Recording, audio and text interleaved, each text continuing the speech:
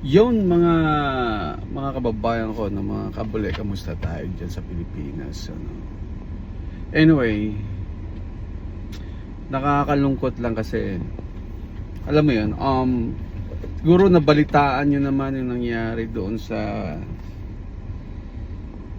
yung binaril na grab driver, yung motorcycle in hold up, tapos pinatay, binaril, or tapos alam niyo yun, tapos meron pa yung isa, yung sinaksak sa leeg yata yun na namamasada din. Alam niyo, kawawa lang kasi yung mga pamilya nung naiwan na pinatay ito ng mga kriminal na to, mga kababayan ko. Ninakawan mo na pinatay mo pa. So naawa lang ako dun sa mga naiwan, yung may mga anak, asawa, yung mga magulang na naiwan sa buhay na mag-iisa, alam mo yun. Tapos yung anak nila ito, asawa nila namatay, naghahanap buhay lang, alam mo yun, naging parehas sa buhay para may pantustos sa pamilya. Tapos itong ginawa ng mga hinayupak na to na wala, alam mo yon, yung mga walang kaluluwa sa buhay, hindi maging ayaw nila maghanap buhay para maging parehas.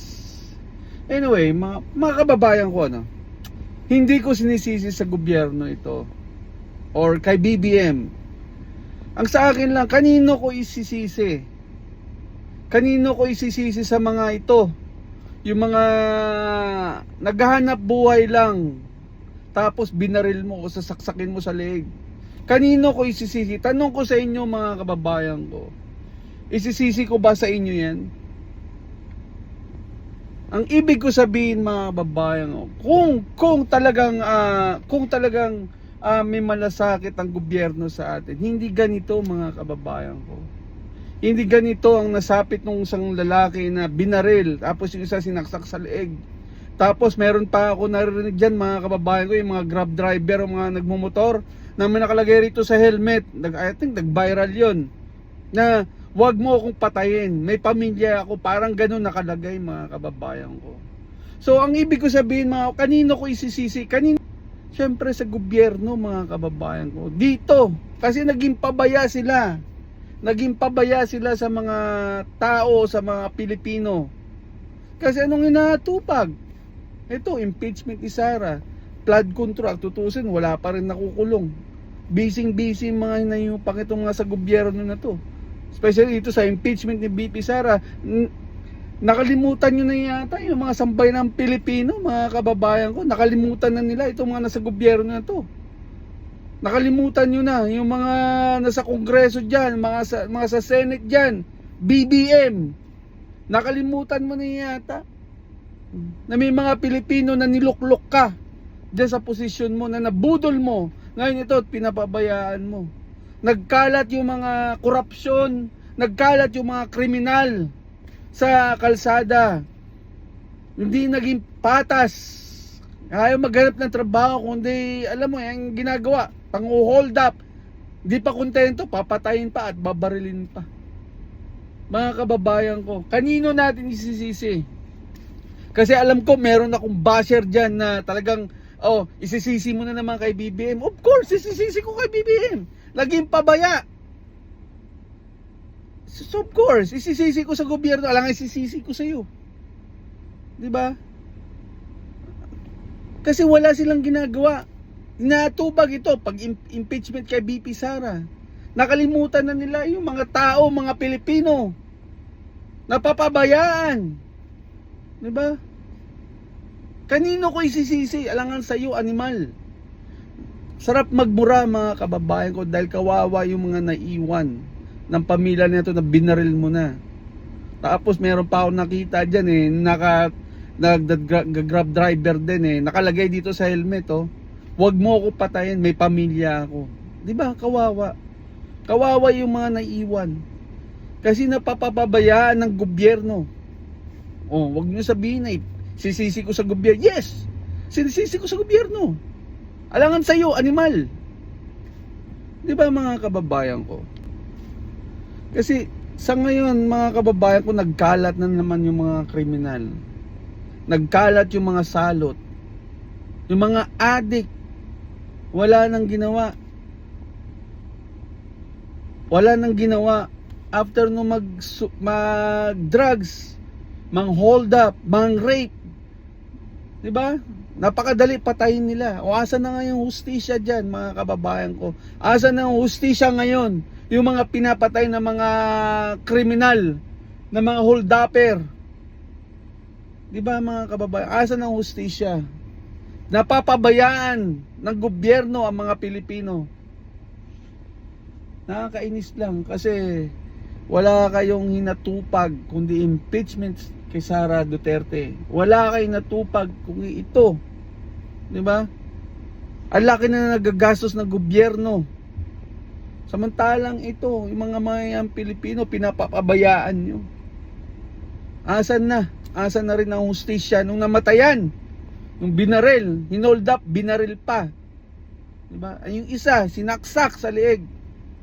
Hinold up na, sinaksak pa sa leeg. Asan na mga hustisya? Dati, ano kayo kay Duterte, pinakulong nyo pa mga inayupak kayo. 'Di ba? Pero sa panahon ni Duterte, walang ganyan. Dahil takot sila.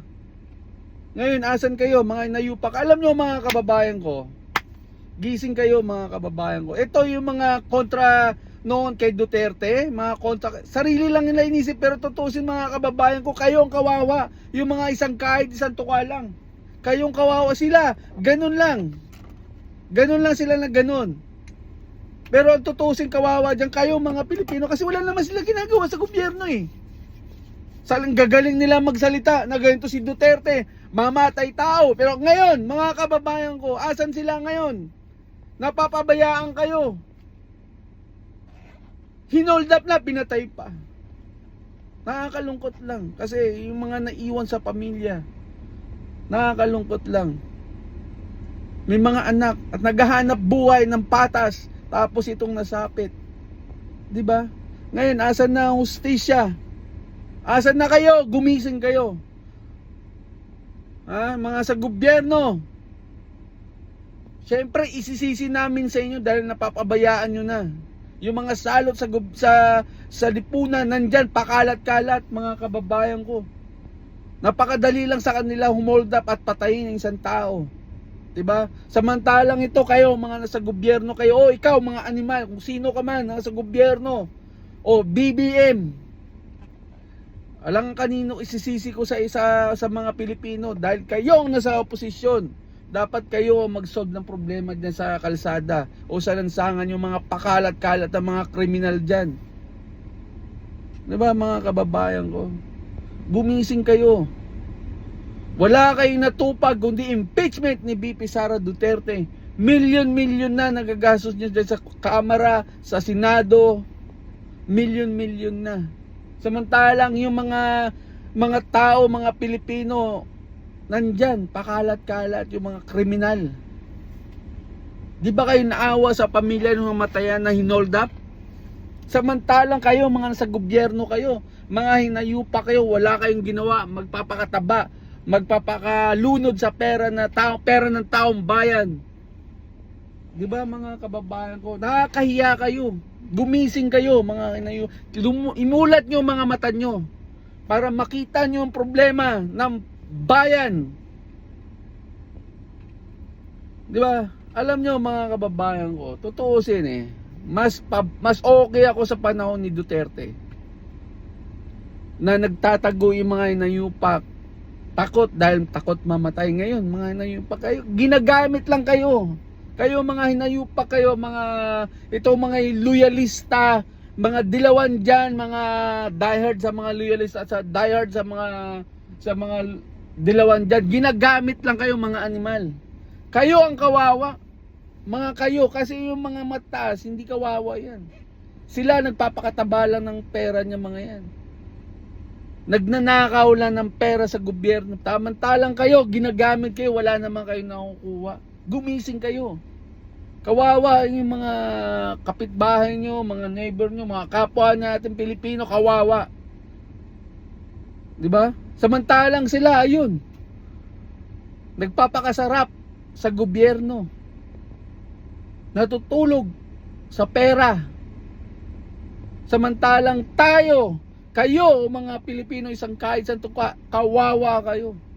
Kasi wala, nothing.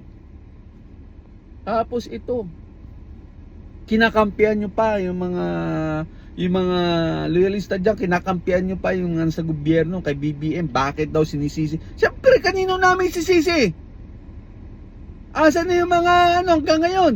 Diba? Kanino namin sisisi? Yung mga namatayan dyan, kanino namin isisisi? Sa inyo, mga hinayupak kayo. Niluklok natin sila para tingnan kayo o tingnan tayo mga Pilipino. Pero ngayon, asan na sila? Anong inatupag nila ngayon? For impeachment for VP Sara Duterte. Yan ang inatupag nila. Samantalang tayo dyan, yung mga balita, may patayan everyday. Not everyday, I mean, binaril na, hinold up mo na, binaril mo pa, pinatay mo pa. O hasan ang hustisya? Diba mga kababayan ko, hasan ang hustisya dyan? Nakakainis lang kasi hanggang ngayon, nakakalungkot lang kasi kawawa yung mga naiwan ng binaril at pinatay at sinaksak sa liig. Kawawa. Sana hindi mangyari sa inyo yan. Para gumising kayo. Sana hindi mangyari sa inyo. Anyway, mga kababayan ko, sinasabi ko to kasi nakakalungkot lang. Nakakalungkot lang kasi niluklok natin yung mga tao na sa gobyerno, tapos ito sila. Napapabayaan tayo. Yung mga kriminal, pakalat-kalat. Hinold up mo na, pinatay mo pa yung nayupak. Anyway, mga kababayan ko, sana gumising na. Sana maimulat yung mga mata nyo. Sana yung mga nasa gobyerno gumising na kayo. Tingnan nyo yung paligid nyo. Yung mga nagluklok sa inyo, tingnan nyo. Napapabayaan nyo na. Napapabayaan nyo na talaga ang Pilipinas.